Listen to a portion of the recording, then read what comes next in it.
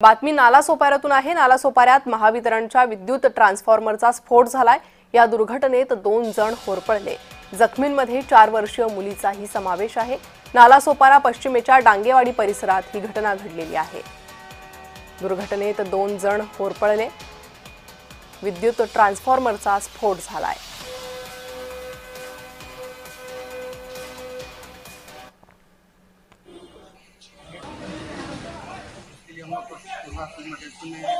Transfer कर रहे हैं, प्राइवेट में सारा दिया हुआ है, 100% जिली हुई है।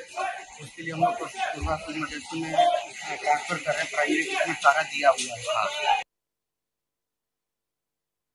हे जेवढे नागरिक आहेत तेवढ्यांनी कंप्लेंट दिली की हा ट्रान्सफॉर्मर मध्ये प्रॉब्लेम आहे, तुम्ही याच्यावरती काहीतरी करा, म्हणजे यांचा दुरुस्ती करा। पण ह्या MSCB वाल्यांनी काहीच दुरुस्ती केली नाहीये आणि त्याचा परिणाम आज दिसतो आपल्याला। एक लहान मुलगी, किती वर्षाची आहे रे ती? 4-5 वर्षाची, 4-5 वर्षाची लहान मुलगी आणि एक माणूस, ते दोघे आज एवढे 80% जळले। याची जबाबदारी कोण घेणार?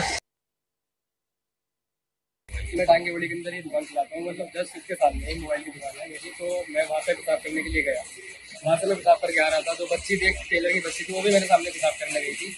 मैं वहाँ से निकला और वो मेरे सामने निकली है वहाँ से करने के लिए।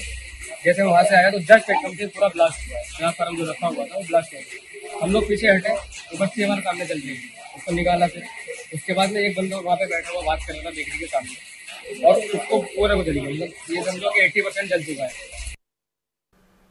तर महावितरणच्या विद्युत ट्रान्सफॉर्मरचा भीषण स्फोट झालाय, ज्यात 2 जण जखमी झाले। 4 वर्षीय चिमुकलीचाही यात समावेश आहे। तर नागरिकांकडून संताप व्यक्त करण्यात आलेला आहे। याआधी महावितरणला या ट्रान्सफॉर्मर संदर्भातली माहिती देण्यात आली होती। ट्रान्सफॉर्मर खराब असल्याची माहिती देण्यात आली होती, मात्र याकडे लक्ष दिलं गेलं नसल्याचा आरोप नागरिक करतायत।